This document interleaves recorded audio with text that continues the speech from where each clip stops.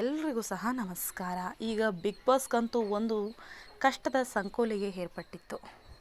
Big boss ನಿಂತು ಹೋಗಿ ಎಲ್ಲ ಸ್ಪರ್ಧಿಗಳನ್ನು ಈಗಲ್ಟನ್ ರೆಸಾರ್ಟ್ಗೆ ಶಿಫ್ಟ್ ಮಾಡಲಾಗಿತ್ತು. ಅಲ್ಲಿ ಹಲವಾರು ಪ್ರಶ್ನೆಗಳು, ಹಲವಾರು ಮಾತುಗಳು ಎಲ್ಲವೂ ಸಹ ಕೇಳಿ ಬರ್ತಾ ಇತ್ತು. ಇನ್ನು ಬಿಗ್ ಬಾಸ್ ಶೋ ಬೇರೆ ಮನೆಯಲ್ಲಿ ನಡೆಸ್ತಾರಾ, ಅಥವಾ ಬಿಗ್ ಬಾಸ್ ಶೋ ನಿಂತು ಹೋಗುತ್ತಾ, ಅಥವಾ ಒಂದು ವಾರಗಳ ನಂತರ ಶುರುವಾಗುತ್ತಾ, ಏನಾಗುತ್ತೆ ಅನ್ನುವಂತಹ ಪ್ರಶ್ನೆ ಹೇಳಿ ಬರ್ತಾ ಇತ್ತು. ಇದರ ಮಧ್ಯೆ ಡಿ.ಕೆ. ಶಿವಕುಮಾರ್ ಅವರ ಹೆಸರು ಕೂಡ ಬರ್ತಾ ಇತ್ತು. ಯಾಕೆ ಅಂದರೆ ಚಿತ್ರರಂಗಕ್ಕೆ ಸಂಬಂಧಪಟ್ಟಿದಂತೆ ನಟ್ಟು ಬೋಲ್ಟು ಅನ್ನುವಂತಹ ಒಂದು ಮಾತನ್ನು ಹೇಳಿರ್ತಾರೆ ಡಿ.ಕೆ. ಶಿವಕುಮಾರ್. ಅದಕ್ಕೆ ಖಾರವಾಗಿ ಉತ್ತರಿಸಿರ್ತಾರೆ ಈ ಕಿಚ್ಚ ಸುದೀಪ್ ಅವರು. ಮಾತಿನ ವಾಗ್ದಾಳಿಗಳು ಸಾಮಾನ್ಯವಾಗಿ ಎಲ್ಲರಲ್ಲೂ ಸಹ ಬರ್ತಾ ಇರುತ್ತೆ, ಹೋಗ್ತಾ ಇರುತ್ತೆ.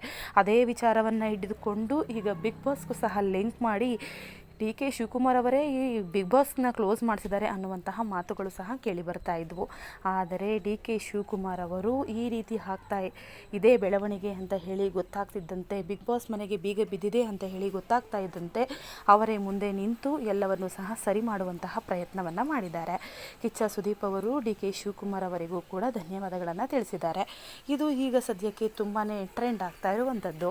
ಎಲ್ಲರಿಗೂ ಖುಷಿಯಾದಂತಹ ವಿಚಾರ ಅಂದರೆ ಎಲ್ಲ ಸ್ಪರ್ಧಿಗಳು ಸಹ ಮನೆಗೆ ವಾಪಸ್ಸಾಗಿದ್ದಾರೆ. ಈಗ ಇನ್ನು ಮುಂದೆ ಶೋ ಅದ್ಧೂರಿಯಾಗಿ ಏರ್ಪಟ್ಟು ಶೋನು ಕೂಡ ಮುಂದುವರಿಯುತ್ತೆ. ವಿಡಿಯೋ ನೋಡಿದ್ದಕ್ಕೆ ಧನ್ಯವಾದ. Thank you.